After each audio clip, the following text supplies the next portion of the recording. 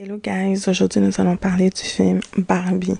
Le premier film Barbie sorti au salle de cinéma avec des vraies personnes.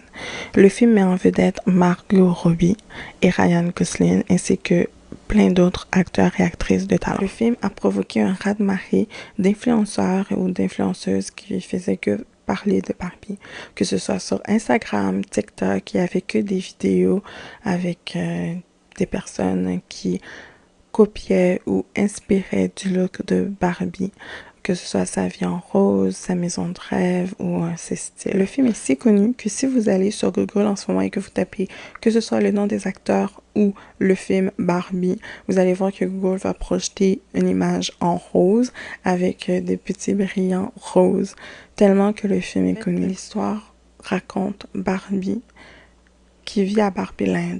Elle est plus ou moins expulsée du pays.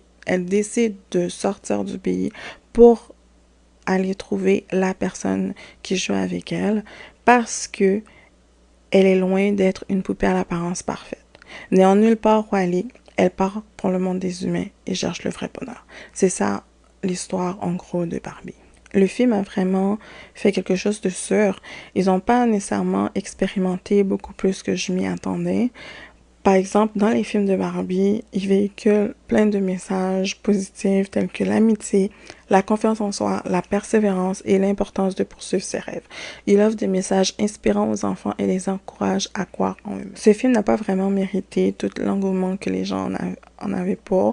Est-ce que je pourrais dire, est-ce que c'est un film féministe? En soi, je suis partagée. Ils ont vraiment eu la chance d'avoir des acteurs de talent tels que Margot Robbie, Ryan Gosling, comme j'ai dit, mais il y en a plein d'autres. Il y a aussi les acteurs qu'on trouve dans Sex Education, une série sur Netflix. Il y a des acteurs qu'on trouve dans les films ou séries Marvel. Il y a des acteurs qu'on trouve en ce moment dans l'industrie du cinéma qui sont quand même réputés pour leur rôle et pour leur jeu d'acteur excellent. Mais ils n'ont pas pu profiter de ces acteurs-là. On va parler des spoils. Les spoils sont assez simples. Pour de vrai, si vous avez écouté le film Barbie, vous pouvez rester. Mais si vous n'avez pas encore écouté le film Barbie et que vous comptez le réécouter, vous pouvez ne pas continuer à regarder la vidéo parce que je vais commencer à faire le spoil. Bon, pour le film Barbie, en soi, j'ai pas trouvé ça vraiment bien. Ils ont essayé de vraiment faire quelque chose de féministe en mettant en avant la femme. Je n'ai rien contre ça, au contraire. Mais la façon dont ils ont mis en avant la femme, j'ai trouvé que c'était un peu maladroit. Ils auraient pu mettre en avant la femme sans nécessairement dénigrer les hommes. Dans ce film, on met en avant un patriarcat qui est masculin, négatif. On met en avant un patriarcat qui veut prendre le contrôle du monde, qui veut que les femmes soient complètement des robots, bien des poupées. Dans une des scènes, il y a même une Barbie en soubrette qui dit j'aime ça que les Ken prennent des décisions pour moi parce que j'ai comme l'impression que mon cerveau va au spa. Et j'ai trouvé ça un peu hardcore parce que c'était vraiment trop typique. Vous voyez l'image extrême qu'on rencontre dans les années 50, 60. Et il y a aussi même la Barbie, Margot Robbie, la Barbie principale, qui est la Barbie stéréotype, que elle a dit littéralement que les Ken sont des accessoires et qu'elle sait même pas où ils habitaient. En fait, comme personne sait où les Ken habitent, parce qu'à Barbieland, c'est vraiment les maisons pour les Barbie. Justement, quand Barbie va sur Terre, Ken décide de la suivre. Et en arrivant sur Terre, Ken découvre que les hommes, c'est eux qui dominent le monde, entre parenthèses, bien sûr. Et alors, quand il décide de revenir à Barbieland, tout ce qu'il fait, c'est de mettre en application, mais d'une façon vraiment maladroite, extrême, du patriarcat. Et il décide de mettre en avant, par exemple, les chevaux. Il décide de mettre en avant à quel point les hommes, c'est eux qui devraient diriger Barbieland. Et il fait même une nouvelle institution où il voulait changer que Barbieland devienne le Kendomland, quelque chose comme ça. Et j'ai trouvé ça un peu extrême.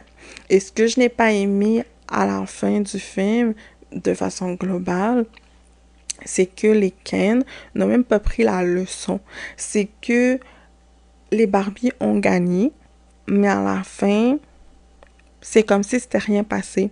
Ils auraient pu faire quelque chose de beaucoup plus profond. Ils avaient une petite opportunité de mettre en avant le patriarcat, mais aussi de mettre en avant le féminisme en disant que, écoute, il peut y avoir une certaine égalité des sexes, même si ça aurait été juste un film, mais au moins s'ils auraient mis en place que les Ken découvrent ce qu'ils ont fait de mal et qu'ils réalisent qu'ils n'auraient pas dû faire ce genre de monde, qu'ils auraient peut-être pu y penser 2 fois avant de mettre les Barbie dehors, avant de les transformer en poupées, avant de leur laver le cerveau. Mais non, ils ont... il n'y a pas eu ça dans le film. Pourquoi Barbie est allée sur Terre? C'était parce que, dans le fond, il y avait la femme qui jouait avec elle. Au début, elle pensait que c'était la fille de cette femme, mais la femme qui jouait avec elle a décidé d'avoir des pensées morbides tout simplement parce qu'elle s'ennuyait. Elle était une mère, sa fille commençait à devenir une adolescente, elle se rebellait contre sa mère, elle voulait plus passer du temps avec sa mère, alors sa mère a décidé de rejouer avec les anciennes poupées de sa fille. Quand sa fille a décidé de se rebeller, justement, elle a décidé de reprendre les poupées et de jouer avec elle. Et quand elle a joué avec elle, elle avait des pensées morbides parce qu'elle pensait faire une Barbie normale. Voilà, une Barbie qui est triste, une Barbie qui pense à la mort, une Barbie qui va avoir une vie normale, etc. Et quand ils ont commencé à aider Barbie, dans le fond, la mère, tout ce qu'elle a fait pour l'aider, c'est en faisant un discours extrêmement féministe.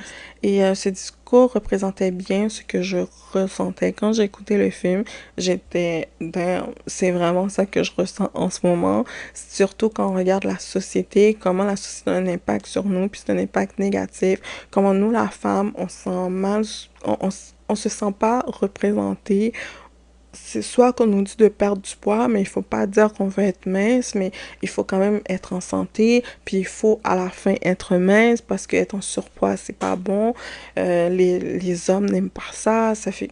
C'était vraiment un discours assez profond. Alors Barbie a décidé, en fait, il y a eu 2 Barbies qui ont décidé que le seul moyen de faire en sorte que les autres Barbies... Un truc que j'ai pas aimé dans ce film, c'est que tous les Barbies s'appelaient Barbie. En fait, il y a eu juste un personnage qui s'appelait Mitch. Et aussi, tous les Ken s'appelaient Ken. Il y a eu un Alan. Un Alan, je crois qu'il s'appelle Alan. Mais sinon, tous, c'était un peu mélangeant. Même eux, dans le film, ils disaient, OK, mais comment on va découvrir qui est qui? Parce qu'à un moment donné, dans le fond, les Barbies, justement, ils ont décidé de faire en sorte que les hommes deviennent jaloux des autres Ken. En fait, que toutes les Ken soient séparées, qu'ils soient jaloux l'un de l'autre pour empêcher la loi, pour faire en sorte que Barbie-Land devienne un Ken d'homme. Et quand ils ont réussi à gagner, dans le fond, ce que j'ai pas aimé de la fin, c'est que tout d'un coup, Barbie qui ne voulait pas que les choses changent, dès le début du film, dès qu'elle a commencé à avoir un changement, elle disait qu'elle voulait pas que les choses changent, elle voulait même pas partir sur Terre. Pendant tout le film, au cours du film, elle voulait que toutes les choses redeviennent comme avant, que Barbie reprenne Barbie-Land et que les Ken restent les Ken. Comme des accessoires pour les femmes. Mais là, tout d'un coup, Barbie veut devenir humaine. Et ça, j'ai pas nécessairement vu venir. Et ce que j'ai pas aimé, c'est qu'ils ont mis le personnage de Ruth Handler, la propriétaire de Mattel, en fait, la copropriétaire de Mattel, celle qui a plus ou moins copié l'image de Lily pour faire en sorte que Barbie existe. Elle a créé Barbie à travers Lily, qui est en fait, c'est une ancienne poupée allemande qui était vraiment trop sexualisée à l'époque. Et comme elle n'aimait pas le fait que sa fille ou d'autres filles jouent que avec des poupons pour être la maman. Alors, elle a décidé de créer une poupée féminine qui pourrait être acceptable dans l'industrie du jouet pour les enfants. Moi, sincèrement, j'ai trouvé que le film aurait pu être mieux fait. Ils ont fait du mieux qu'ils peuvent et quand je regarde le hype que ça a causé, à quel point que les gens en parlent, que ce soit sur, je veux dire, si vous allez sur Google, c'est en rose, les écritures sont en rose, tout est en rose. Et l'univers de Barbie est vraiment extraordinaire. Ok.